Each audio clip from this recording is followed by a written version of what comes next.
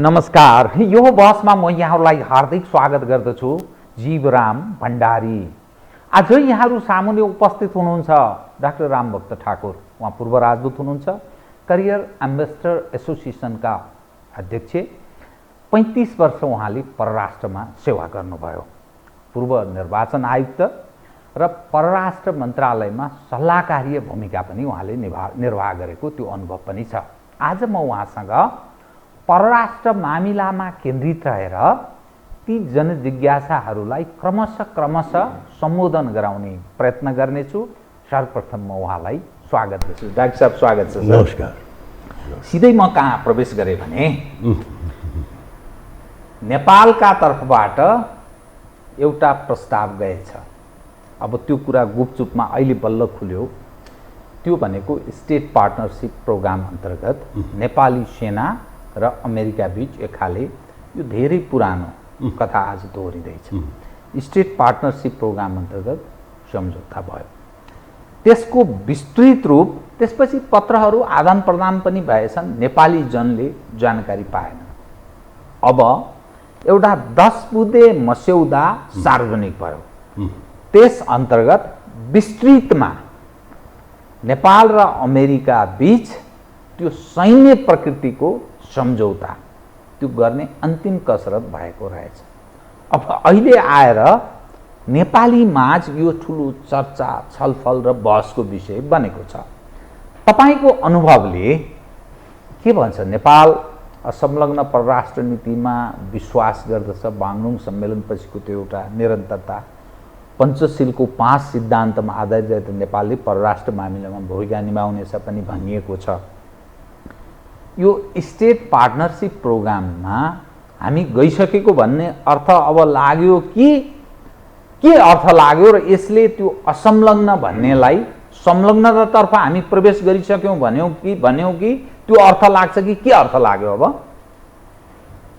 यो सुरुवात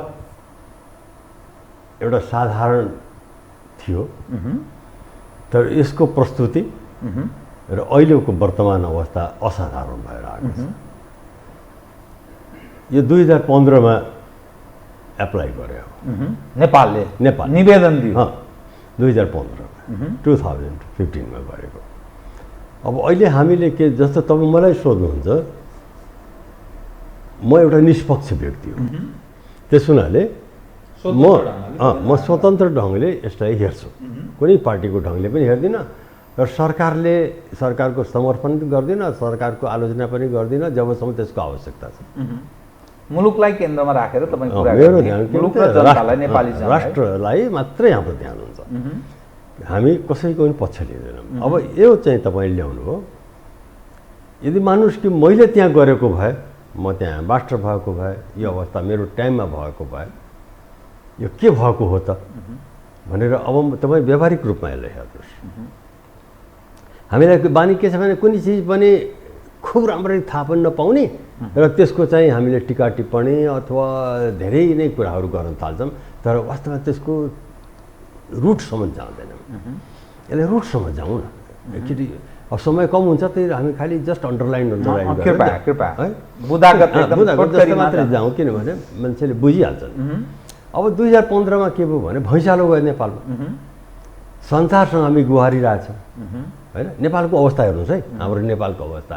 नेपाली पीडित भयो, भैँचालो गयो, घरद्वार खस्यो, जनतालाई खाने छैन, घरद्वार छैन, सरकार परेशान भयो। के गरौँ?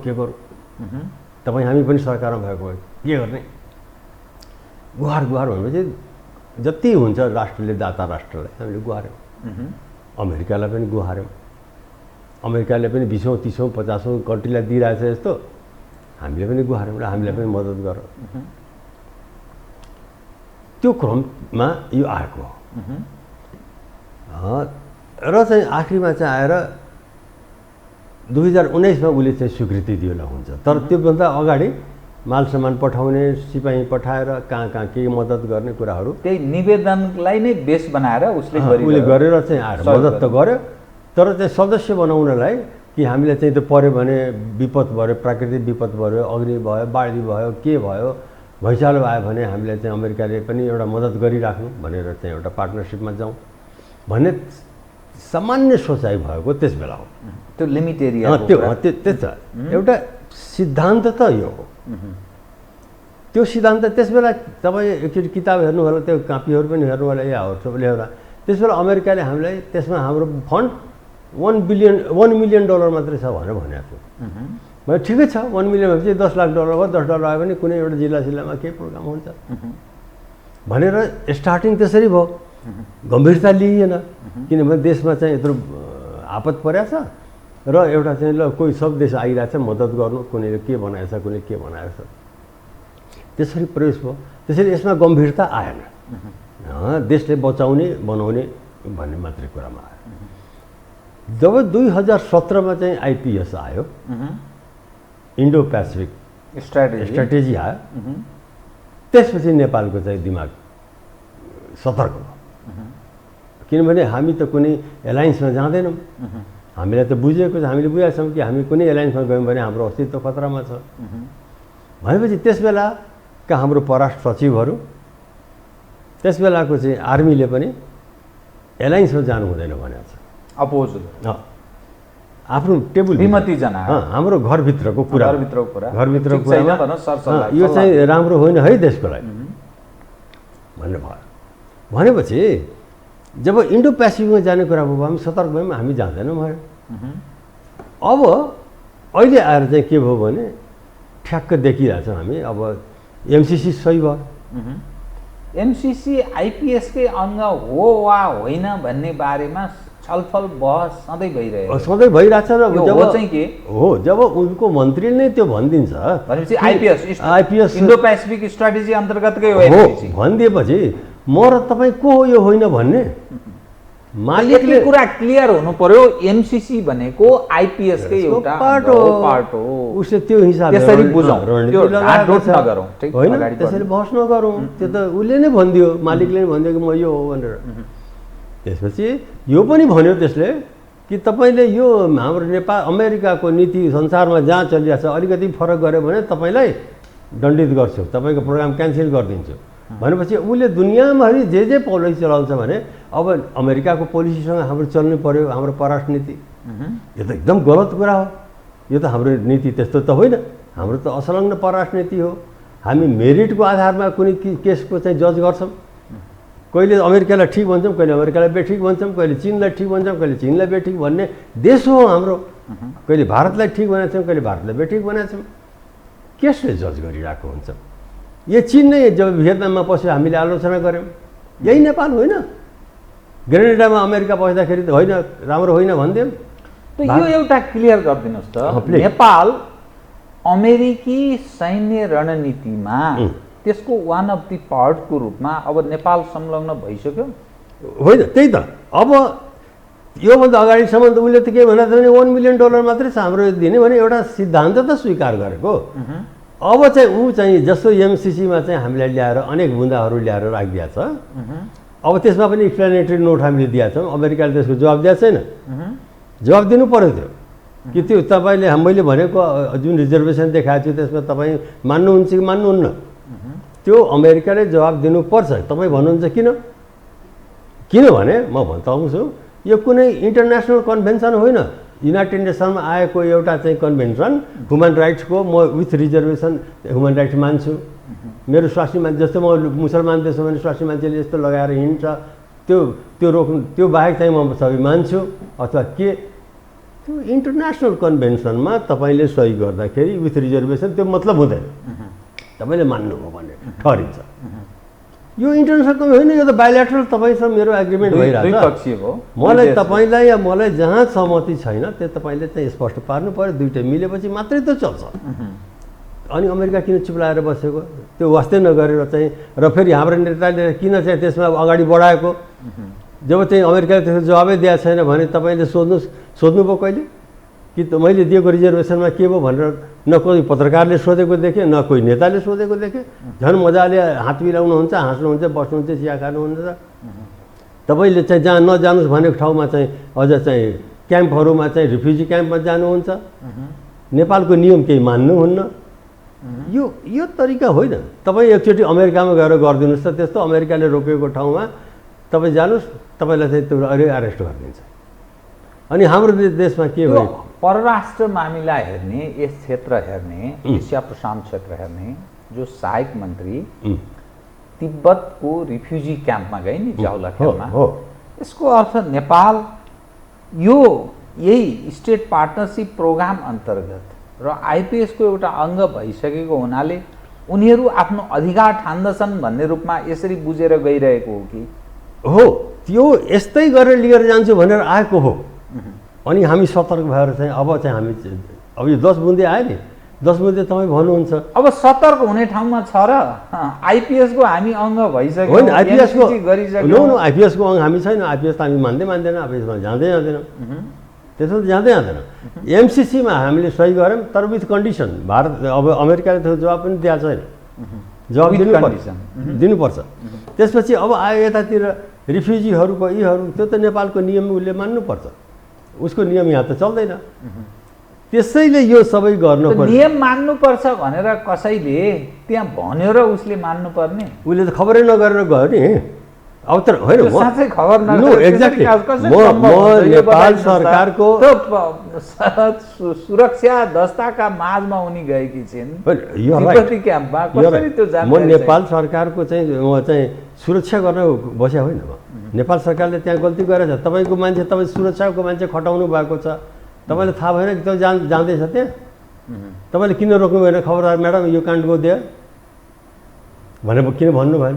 प्रधानमन्त्री परराष्ट्र वा गृहलाई जानकारी, त्यो हिडन एजेन्डा बनाएर यो सरकार अर्थात् यो काङ्ग्रेस र कम्युनिस्टको संयुक्त सरकार त्यो हिडन एजेन्डा बनाएर उनीहरूको प्रोग्रामभित्र चलेको भन्ने अर्थ लागेन यो? यसमा तपाईँले अझ हामीले के बुझ्नुपर्छ भने मिलिट्री ज्यादा एक्टिभ हुनु हुँदैन, मिलिट्री सरकारको भित्र बसेर गर्नु पर्थ्यो।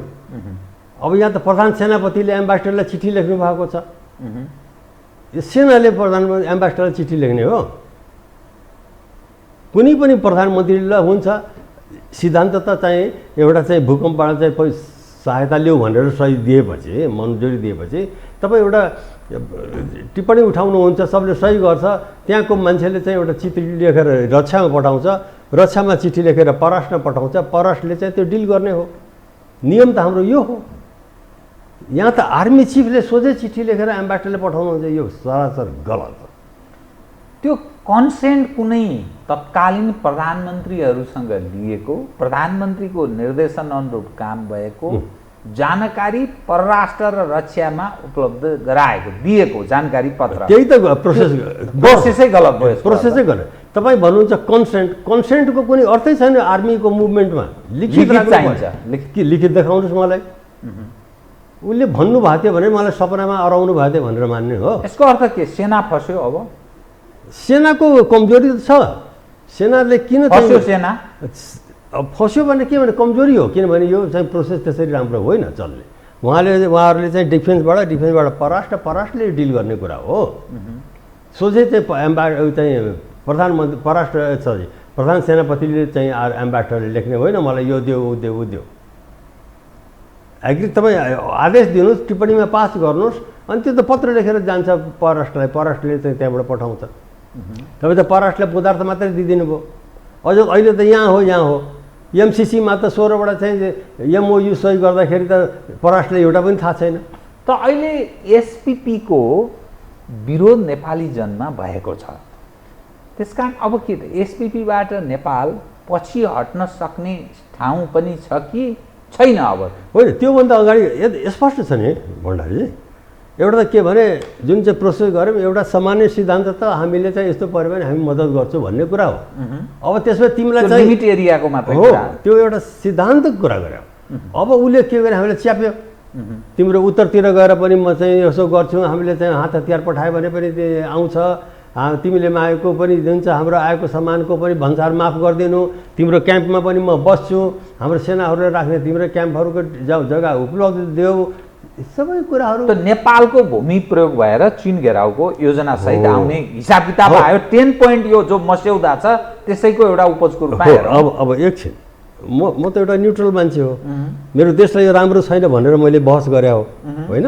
त्यसैले मैले भने सेनाको यो प्रोसेस मिलेन, यसरी जानु पर्थ्यो, सेना किन यसरी गयो होइन?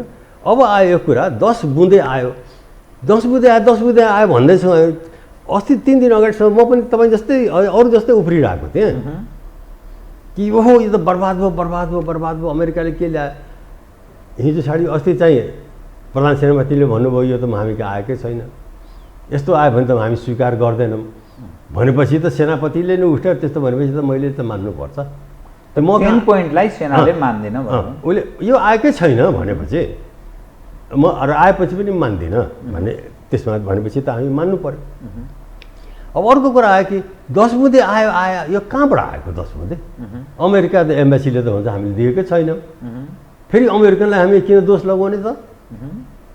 म अमेरिका विरोधी मान्छे त होइन नि, म त देशलाई अहित हुने कुराको विरोधी पो हो। यदि अमेरिकाले त्यो दिया होइन भने त म अमेरिकाले किन दोष लगाउने? अमेरिकाले भन्यो मैले दिएको छैन। यसको अर्थ त्यो 10 बुँदे मस्यौदा नेपालकै तर्फबाट अहिलेका शासकहरूले तय गरेको मस्यौदा हो। यसलाई चाहिँ एउटा नराम्रो चाहिँ म उदाहरणले बताउँछु, त्यसलाई चाहिँ दर्शक वृन्द त्यसलाई नराम्रो नमान्नु होला, मैले खालि बुझाउनले मान्नुहोस् कि चाहिँ कुनै एउटा नारी बलात्कृत हुन्छ कुनै घरमा, उसको परिवारबाट पनि भइहाल्छ, उसका नाता गोताबाट पनि हुन्छ भनेपछि तपाईँ एउटा नारीलाई सुरक्षालाई खट्नु भएको छ भने तपाईँ हरेकमा चाहिँ नजर राख्नुहुन्छ कि राख्नुहुन्न? यसबाट पनि खतरा होला कि उसबाट पनि खतरा होला कि उसबाट पनि खतरा होला कि? खालि बाहिरबाटको मान्छे होइन, उसबाट पनि हुनसक्छ हो। यो 10 बुँदे अचानक आएपछि नेपालले मैले रिसिभ गरेन भनेन, अमेरिकाले मैले पठाएकै होइन भन्छ है, भनेपछि यो आयो कहाँबाट?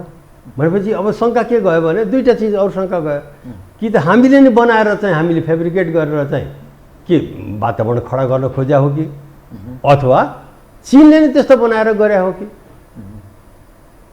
तपाईँ एउटा स्वतन्त्र भएर सोच्नुहोस्, यो शङ्काको सुई सबैतिर घुम्छ।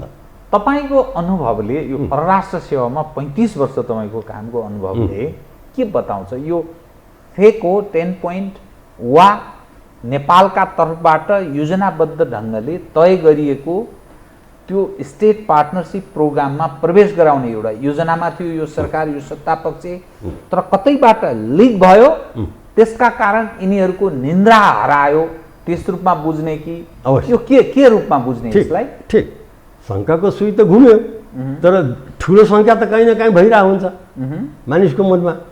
जबसम्म पक्र्दैन तबसम्म चोर भनेर भन्न मिल्दैन, तर चाहिँ त मनमा त घुमिरहेको हुन्छ यो मान्छे चोर हो, यो मान्छे चोर हो भनेर। त्यस्तो किसिमले अहिलेको जुन अवस्था छ, यो अवस्था के भने यस्तो राखेर पठाएर केही गरेर चाहिँ यो चाहिँ लिक भयो, यसैबाट हामीले चाहिँ अमेरिकाले समात्न खोजेको थियो। यो सही गरिदिएको भए नेपाल गयो। यदि यो 10 पोइन्टमा हामीले सम्झौता गर्यौं भने नेपाल गयो भने के? नेपाल गयो भने अब उनको आर्मी आउँछ, त्यहाँ पढ्नुहोस्, त्यहाँ 10 बुँदा मैले लिएर आउनु पर्ने थियो। उसको आर्मी आयो भने रोक्न पाउनुहुन्न, उसले चाहिँ हतियार ल्यायो भने तपाईँ ल्याउनु पर्छ, उसले जे पनि ल्यायो भने तपाईँले भन्सार छुट दिनुपर्छ, उसको आर्मी बस्यो भने तपाईँको क्याम्पमा राख्नुपर्छ, तपाईँको जग्गा जमिन सब युज गर्न सक्छ भनेपछि तपाईँले केही गर्न सक्नुहुन्न। तपाईँ ठान्नुहुन्छ अब 10 पोइन्ट रोकियो, अब यो जनताको दबाब दिए त्यस कारणले बन्द भयो, अब गर्दैन भन्ने सरकारले यस बुदामा यदि आयो भने जस्तो अहिले त तुरन्तै अमेरिकाले यो लेखेर म मान्दिनँ भन्न मिल्दैन नि, किन अमेरिकाले तपाईँले त लिखित पठाएको छैन। तर यो हेक्का राख्नु पर्यो सबैले कि यदि त्यस्तो किसिमको आउँछ भने जनताले पनि बिर्सनु हुँदैन, चिठी लेखेर चाहिँ यो हामी मान्दैनौँ भन्नु पर्यो।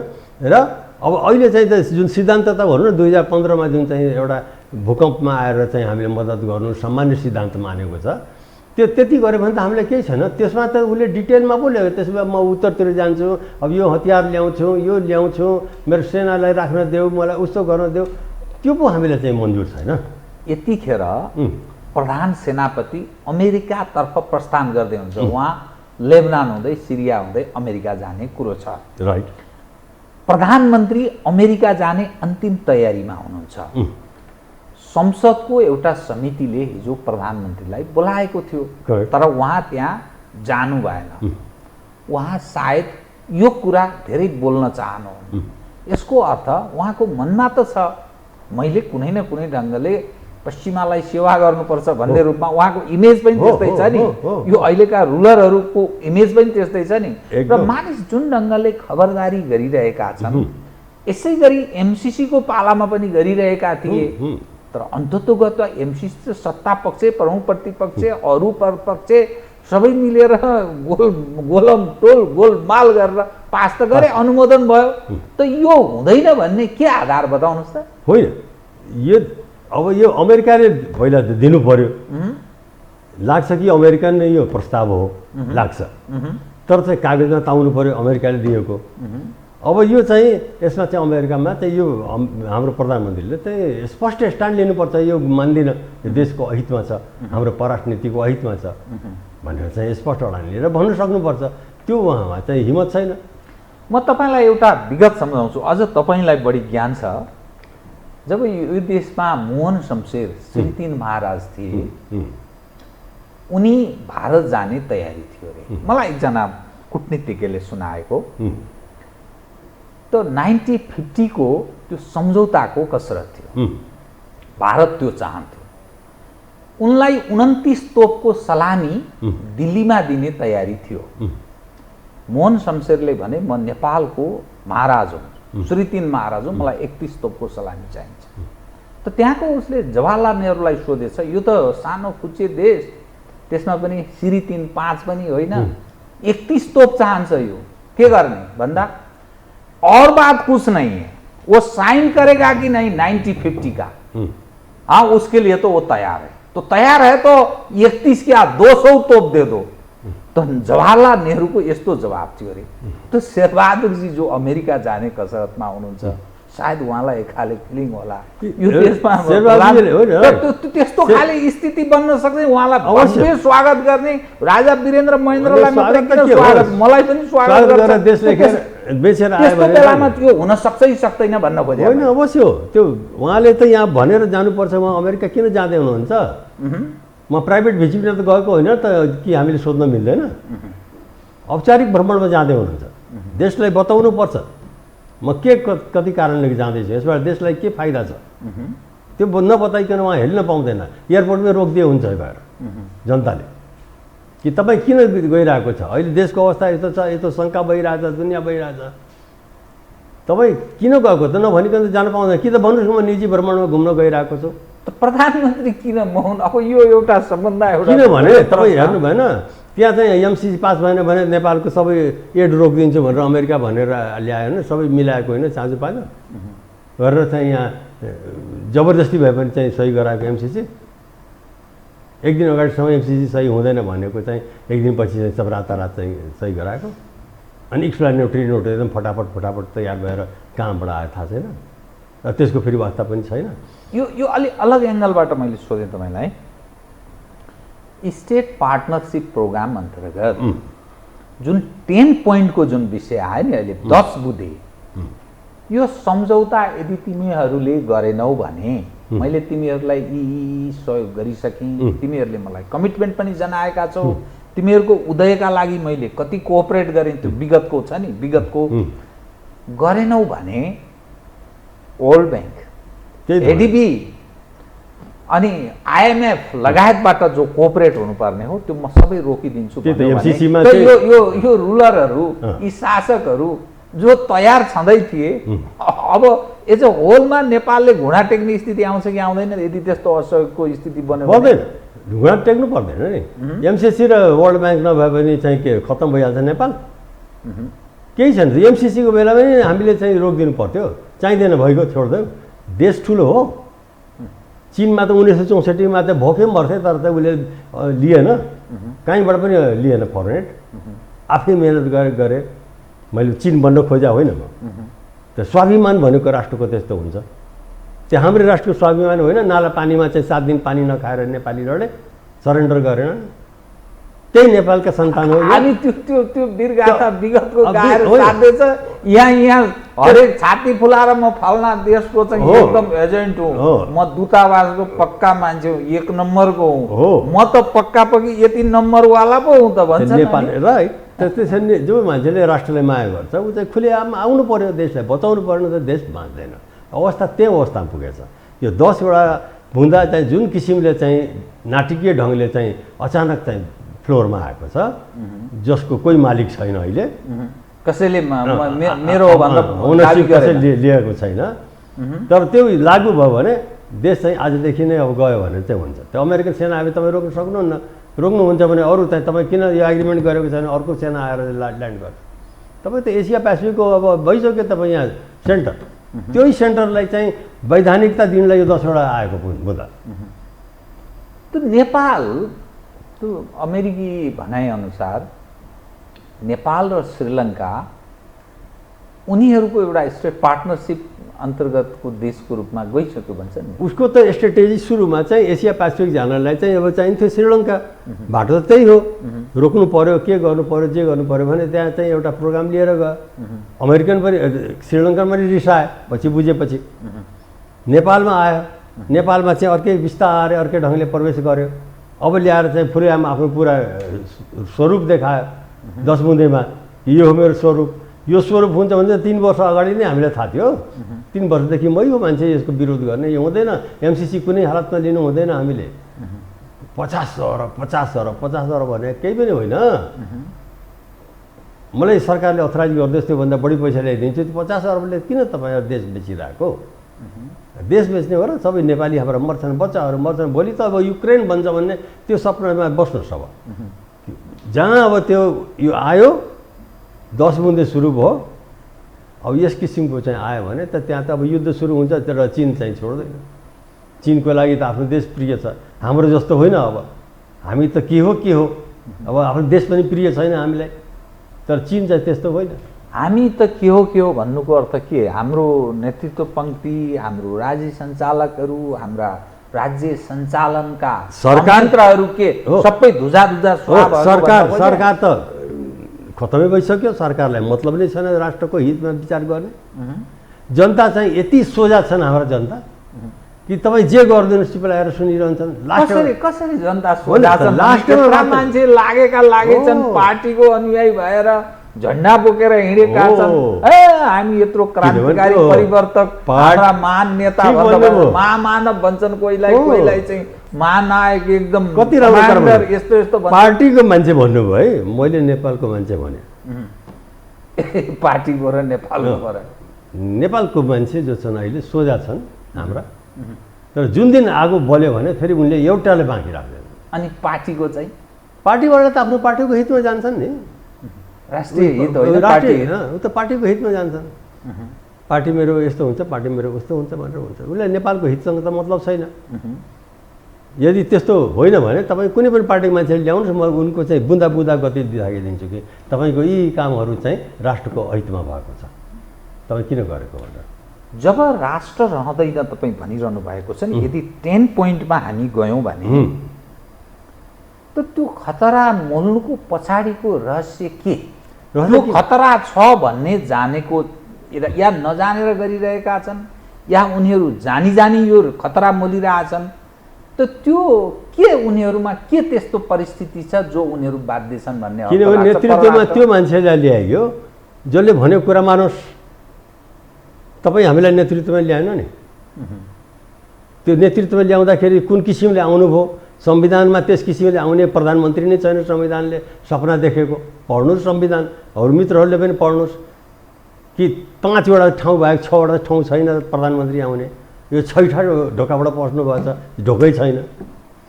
त्यस्तो मान्छे सरकारको उपस्थिति नै गलत ढङ्गले गैर संवैधानिक सरकार हो यो सरकार, गैर संवैधानिक हो। किन संविधानमै त्यो 6 सर्वोच्च अदालतले नियुक्त गर्छ भन्ने चाहिँ छैन। त्यसो हुनाले अब हेर्नुहोस् न, नियुक्ति नै त्यसले त्यस्तो मान्छे ल्याएर राख्यो। ठाउँमा जहाँ मान्छे सही गर्ने मान्छे उनले आफ्नो मान्छेलाई ल्याएर राख्यो। कि न्यायालयमा त न्यायालय नै छैन नि, त्यो त पार्टी कार्यालय हो नि। भन्नुहोस् न, कुन पार्टीको कार्यालय? को मान्छेको, कुन पार्टीको को मान्छे हो, कुन पार्टीको को मान्छे सब हेर्नु भएन।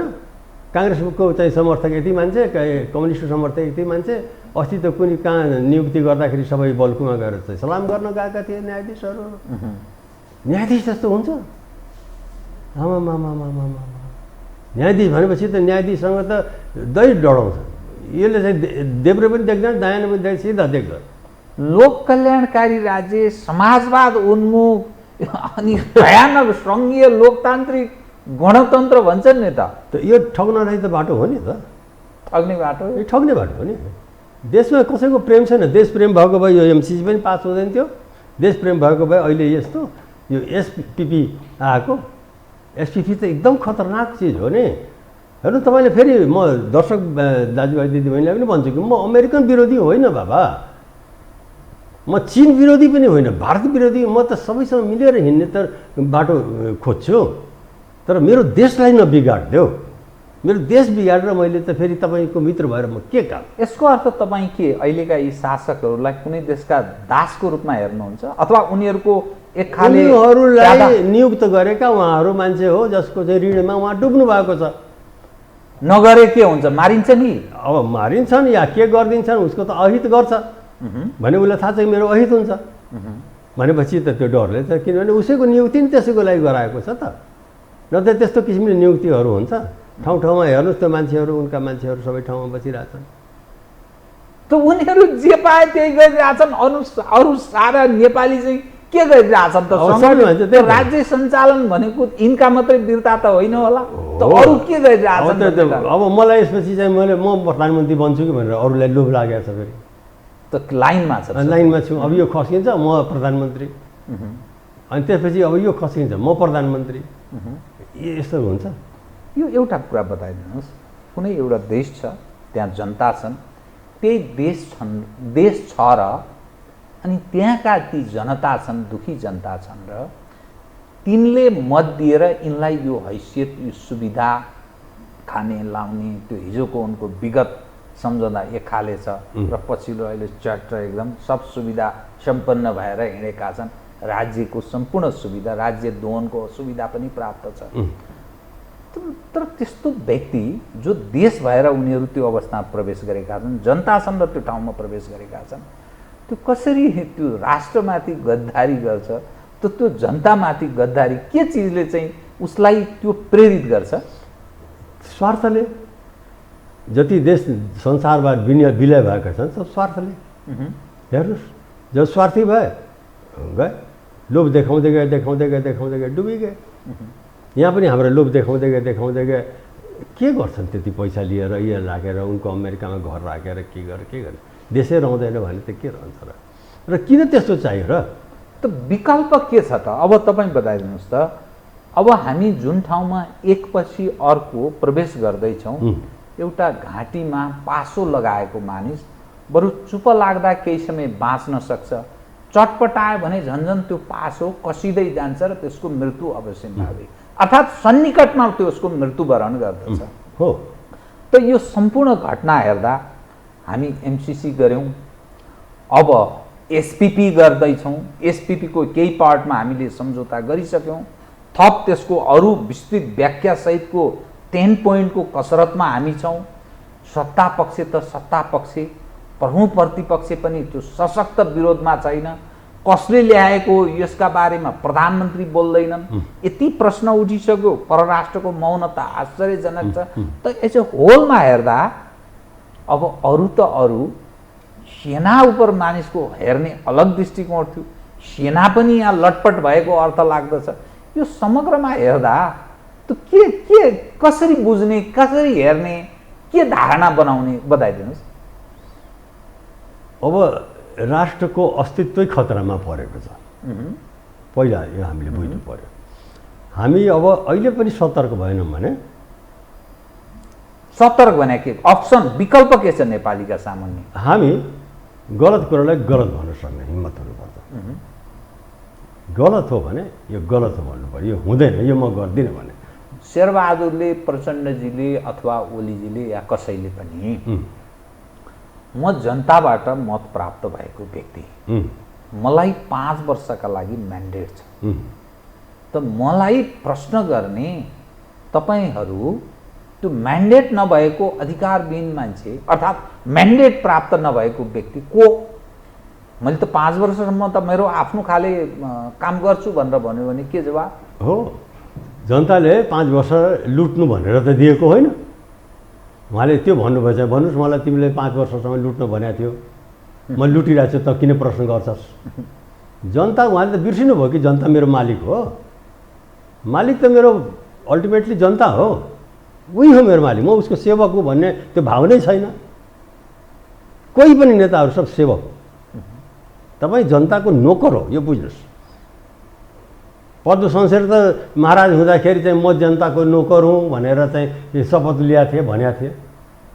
त्यस बेला चाहिँ त्यत्रो चाहिँ अटोक्रेसीहरूले कि होइन जनताको म नोकर जनताको सेवा गर्छु भनेर आयो।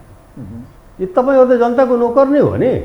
यो शब्द सुन्दाखेरि नराम्रो लाग्छ, तर तपाईँ भन्नु जनताको सेवक हुँ। तपाईँ जनताको सेवाको जनताको खराब हुने देशको खराब हुने गर्नलाई जनताले पठाएको होइन र जनताले तपाईँसँग जुन बेला पनि क्वेसन गर्न सक्छ त्यो जनता मालिक हो। तपाईँको के म्यान्डेट जनतालाई भन्नुहुन्छ के म्यान्डेट हो? सडकमा उसले के गरिदिन्छ तपाईँलाई थाहा छैन। गलत गर्न पाउनुहुन्न। जसलाई पनि अधिकार छ यहाँ एउटा मामुली सडकमा भिख माग्ने मान्छेले पनि खबरदारी गर्न पाउँदैन भन्न पाउँछ। अब 10 पोइन्ट एग्रिमेन्टको चाहिँ सम्भावना फेरि पनि अगाडि बढाउने देखिन्छ कि यो हाललाई टर्यो के रूपमा बुझ्ने?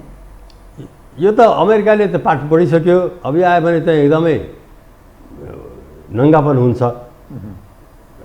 किनभने यो मान्दै जनता अब जनतै अब भोलि चाहिँ सडकमा आएर चाहिँ अब के गरिदिन्छन् थाहा छैन। जनविद्रोह भएपछि त अब के हुन्छ भन्ने त अब त्यो मैले भनिराख्नु पर्दैन। यदि त्यसो भयो भने जनविद्रोह हुन्छ ठान्नुहुन्छ? हुन्छ।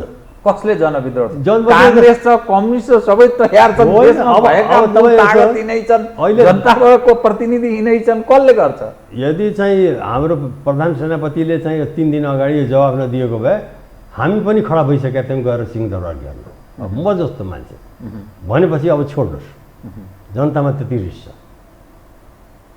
यो जवाब मैले नसुनेको भए प्रधान सेनापतिको म पनि त खबरदार यो कहाँबाट कसरी जवाब दिनु पर्यो प्रधानमन्त्रीले भनेर चाहिँ हलचल गर्नु दिन्न भने यो अवस्था त्यहाँ पुगिसकेको छ। जनताले मत दिन्छन्, जब मत दिन्छन् अनि सिंहदरबारमा विराजमान हुन्छन् त त्यो सिंहदरबारमा विराजमान भएका तपाईँकै भाषा प्रयोग गर्ने जनताका सेवक वा जनताका नोकर वा जनताका लागि आफैले आफैमाथि शासन गर्ने शासक चयन गरेको जे भन्नुहोस्। अब त्यो शासकले कुन बेला कहाँ देशको के बेचिदिन्छ, कहाँनिर सम्झौता गरेर हामीलाई स्वाप आछ, राष्ट्र बेच्छ भन्ने सधैँ यो निगरानी गर्नुपर्ने हामी कस्तो शासक कस्तो सिस्टममा छौँ भनेर बुझ्ने हो। यो त विफल भयो नि, त्यसैले विफल भयो नि। विपक्षले चाहिँ सतर्क हुनु पर्थ्यो नि। के विफल भयो? सिस्टमै विफल भयो। सिस्टमले काम गरेन नि। देशै खतम हुन लागेपछि त अब यहाँ के सफल भयो भन्नु पऱ्यो। देश असफल भइसक्यो। अहिले 10 बुँदा गरेको भए अमेरिकन सेना आएपछि तपाईँ ज्यान गए केही गर्न सक्नुहुन्न। केही तपाईँले गन्दा पनि गन्दैन, डरा आइरहन्छ, तपाईँले छोड्ने भयो। अब यहाँ त हामी सही नगरे पनि आउँछौँ भने के गर्ने भन्ने भन्नुहोस् न बरु त्यो भन्नुहोस्। शक्तिशाली देश एग्रिमेन्ट गर्नुहोस् नगर्नुहोस् हो, चाह्यो भने त 750 ठाउँमा संसारका 750 देशमा अमेरिकी बेस क्याम्प छ, सैन्य बेस क्याम्प। त त्यो कतिपय देशमा सम्झौता त सहमति त उनीहरूको सम्झौता त भएपछि त हुन्छ। चाह्यो भने कसैले रोक्न सक्छ र अमेरिकालाई? चाह्यो भने त रोक्न, अमेरिकाले चाह्यो भने कसैले रोक्न कमजोर ठाउँमा रोक्न सक्दैन। तर नेपाल त्यति कमजोर छैन। पर्यो भने अब हाम्रो चाहिँ त यो उत्तर र दक्षिणले पनि सोच्नुपर्छ। यो अमेरिका सेना आयो भने उनको पनि सुरक्षा खतरा छ। जब उनको सुरक्षा खतरा हुन्छ भने ऊ नेपालसँग मिल्छन् 2 जना र हामी 3 जना मिलेर अमेरिकासँग चाहिँ योजना बनाउँछ कसरी ठिक गर्ने भनेर। किन न चीन सुरक्षित रहन्छ न भारत सुरक्षित रहन्छ। भारततिर पनि अहिले यतिकै आतङ्कवादीहरूका वैरो लागेको छ नेपालको। किनभने यो भूमि त हामीले उनीहरूलाई वचन दिएका छौँ नि कि नेपालको माटो हाम्रो तपाईँको विरुद्धमा प्रयोग हुँदैन। त्यो हाम्रो नीति परराष्ट्र नीतिको अङ्ग हो, अभिन्न अङ्ग हो। घटनाले एकपछि अर्को हेर्दा नेपालको भूमि प्रयोग हुन थालेको जस्तो आभास हुन्छ कि भएको छैन? आभास होइन कि भइ नै रहेछ। अहिले गुप्त रूपमा भइरहेछ, भोलि प्रष्ट रूपमा हुन्छ, देखिने गरेर हुन्छ। तपाईँ केही गर्न सक्नुहुन्न। त्यसैले अहिले सतर्क हुनु, रोक्नुहोस्।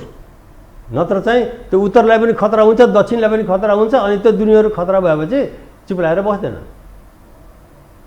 अनि त्यो अमेरिकाले रोक्नलाई के गर्ने भनेपछि त नेपाल, चीन र भारत मिलेर चाहिँ अमेरिकाले रोक्नुपर्ने अवस्था आउँछ। कसरी भारतले त्यो परिस्थितिमा तपाईँलाई म अलिकति यसमै अलिकति ग्रिल गर्ने प्रयत्न गरेँ। चीन र अमेरिका बीच प्रतिस्पर्धा छ, ठिक छ। एकले अर्कालाई अलिकति दुश्मन राष्ट्र जस्तो रूपमा, भलै व्यापार व्यवसाय पनि उनीहरू सञ्चालन तर त्यस रूपमा हेर्दछन्। प्रतिस्पर्धा तीव्र छ।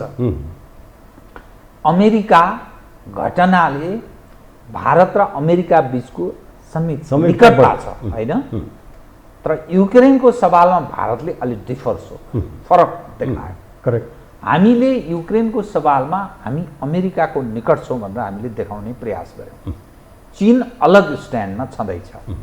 त यो सम्पूर्ण घटना हेर्दा भारतीय स्वार्थ अमेरिकासँग छ, चिनियाहरू संसारको एउटा प्रतिस्पर्धी देशमा सबैभन्दा ठुलो शक्तिशाली देशको रूपमा आफू स्थापित हुने कसरतमा छ। अब नेपाल भन्ने देश जहाँका यी शासकमाथि आम मानिसको विश्वास घट्दै गएको छ, एकपछि अर्को घटनाले त्यस्तो देखाउँछ। त कसरी भारतले नेपाललाई, चिनियाले त आफ्नो राष्ट्रिय हितको कारणले, नेपालको हित होस् नहोस् आफ्नो हितका कारणले उनीहरूले ड्याङ ठोक्ने कुरा विषय बन्न सक्छ, भारतले कसरी नेपाल, चीन र भारत मिलेर नेपालको हित कसरी गर्छ भन्नु हो। सामान्य प्रश्न त्यही हो, सामान्य मान्छेले यही सोचिरहेको।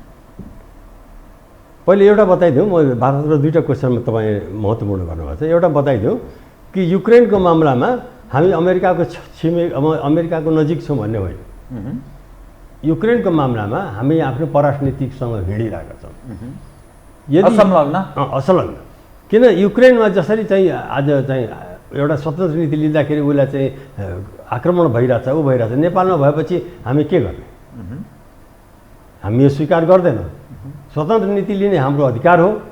अब कसरी लिने, के लिने, त्यो दोस्रो पाटो हो। तर मैले स्वतन्त्र नीति लिँदैमा तपाईँले मलाई ज्यान मार्न पाउँदैन। त्यसैले चाहिँ त्यो हाम्रो स्वतन्त्र नीतिको हिसाबले मैले अमेरिका नजिक गएर भने होइन कि म स्वतन्त्र नीति भएर चाहिँ यो युक्रेनको अधिकार हो, तपाईँले ठुलो राष्ट्रले थिचोमिचो गर्न पाउँदैन। नेपाललाई चिनले, भारतले थिचोमिचो गर्न पाउँदैन।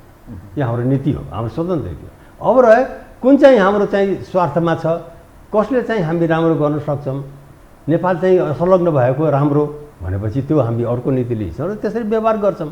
तर हामीले केही गऱ्यौँ भन्दैमा हामीलाई चाहिँ एकदम अब एमसिसी लिएन भने तिमीलाई मारिदिन्छु भन्ने त यो त भएन नि हो।